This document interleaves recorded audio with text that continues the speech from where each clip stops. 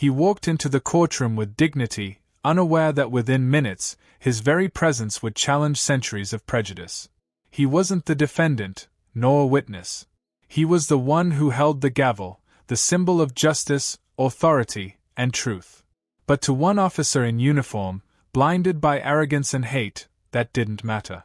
In a single reckless act, a line was crossed that should never have been touched. A slap, not just to the man standing there, but to the very foundation of justice. Shock rippled across the room. Gasps filled the air. People froze, unable to believe what they had just seen.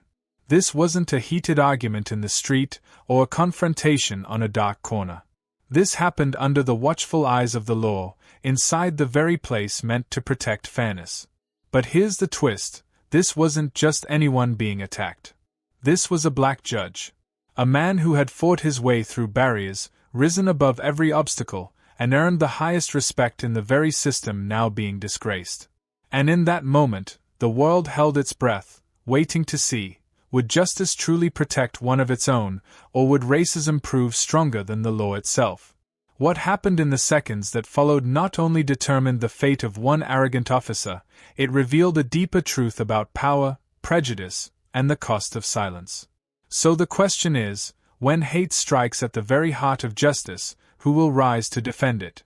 Judge Marcus Williams was known not just for the robe he wore, but for the quiet strength behind it. To most people in his community, he wasn't just a man of the law, he was a symbol of hope. Born into a working-class family, Marcus had spent his life defying the odds stacked against him. Long nights buried in books, years of being told he'd never make it, and countless doors slammed in his face, yet he rose, one step at a time, until he reached the bench where so few men who looked like him had ever stood. Inside the courtroom, he carried himself with calm authority. His voice was steady, his presence commanding, but he never forgot the weight of the stories that crossed his desk.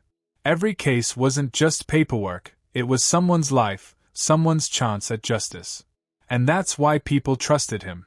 He wasn't perfect, but he was fair. To him, the law wasn't about power, it was about people. But beneath the surface, tension was building. In whispers around town, some resented his very presence in that chair. To them, a black man in a position of such authority was an insult, a disruption to the order they were desperate to keep. They wouldn't say it out loud, not in the open, but you could feel it in the stares, the quiet resistance, the way some officers addressed him with just a little too much bite in their tone.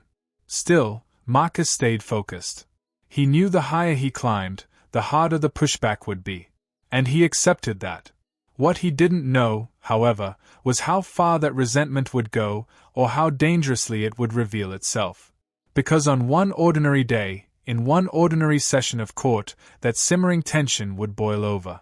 A single moment of reckless arrogance was about to test everything he stood for, and in front of a room full of witnesses, one officer's action would turn an ordinary proceeding into a turning point that no one could ever forget.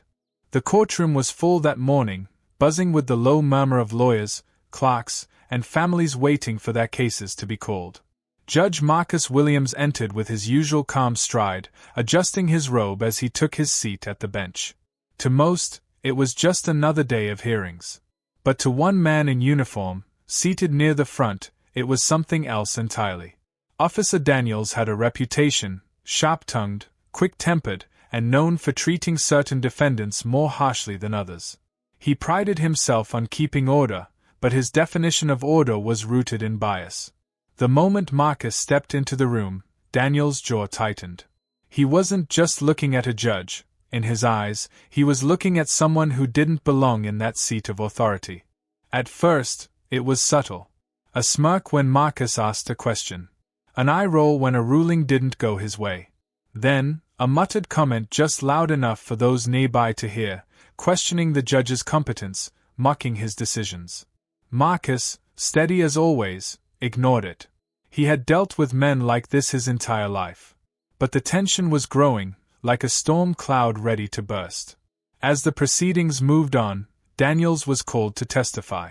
He walked up with deliberate slowness, his posture rigid, his glare fixed on Marcus. Instead of the respectful tone expected in a courtroom, his answers were clipped, dismissive. When Marcus pressed him for clarity, Daniels leaned forward, voice dripping with sarcasm. "Maybe if you understood the law better, Judge, you'd know what I mean." Gasps rippled through the room. The insult was undeniable. The atmosphere shifted, uncomfortable, charged, dangerous. Yet Marcus remained composed, reminding the officer of courtroom protocol. But Daniels wasn't finished. With each question, his hostility grew bolder. It was no longer just a witness on the stand, it was a man challenging the very authority of the bench, fueled by something far uglier than frustration. And then, it happened. In a sudden burst of arrogance, Daniels stepped closer, disregarding the line he was never supposed to cross. He slammed his hand on the witness stand, his voice raised, his face inches away from the judge. "You don't get to tell me how to do my job," he spat. The room froze. Time seemed to stop. No one could quite believe what they were witnessing. And then, faster than anyone could react, Daniels' hand lashed out. A sharp, deliberate strike across the judge's face. The sound echoed through the courtroom like a gunshot. For a moment, there was only silence. Eyes widened, jaws dropped, hearts pounded. A police officer, a man sworn to uphold the law, had just assaulted a sitting judge, in open court, before a room full of witnesses. The bailiffs hesitated, unsure of what to do. Families clutched their children. Lawyers exchanged stunned glances. And Marcus? He didn't crumble. He didn't shout.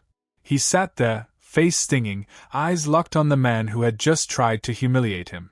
His silence carried more weight than any words could. But beneath that calm exterior, a storm was building. Because this was no longer about one man's disrespect. This was about centuries of prejudice crashing into a single moment.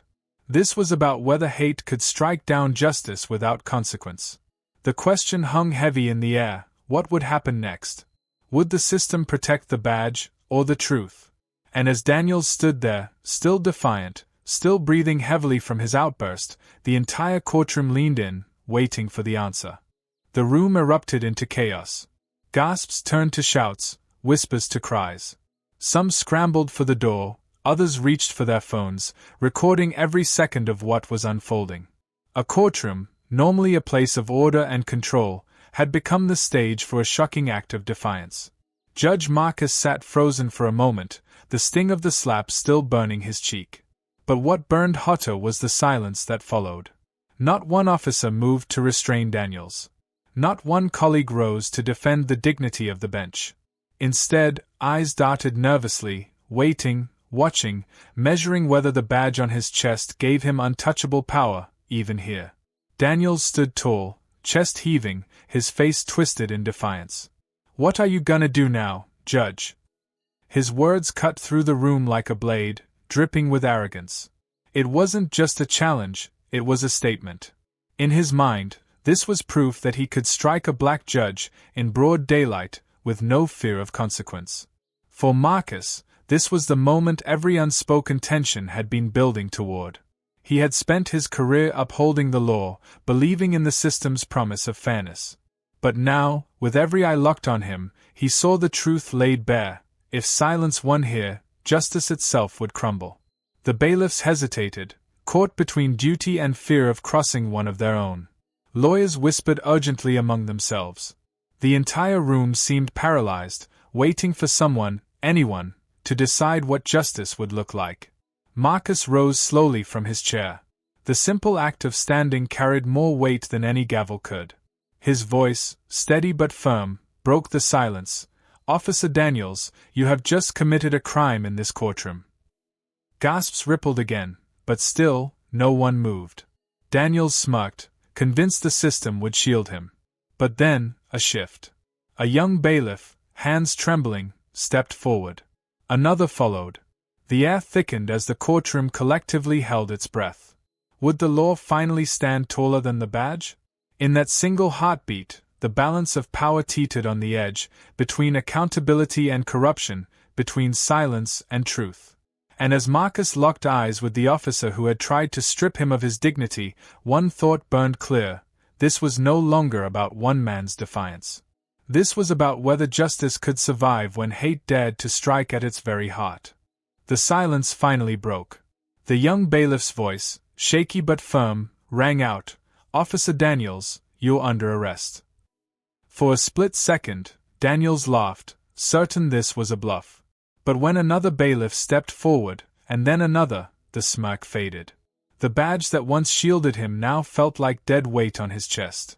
In front of families, lawyers, and his fellow officers, he was forced into handcuffs. The sound of metal locking shut was more than just a consequence, it was a statement. Judge Marcus stood tall, watching as the very system Daniels thought he controlled finally turned against him. But while the courtroom had been restored to order, the scars of that moment ran far deeper.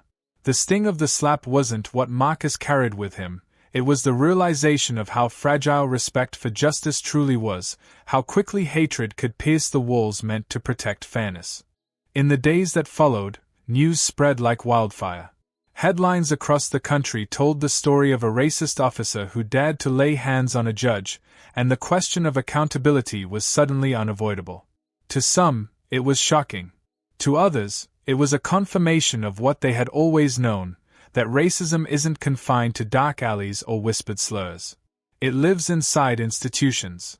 It wears uniforms. It hides behind authority until the mask slips. For Marcus, the moment became more than just a personal trial. It became a turning point, a reminder that progress is never secure, that every step forward can be met with resistance.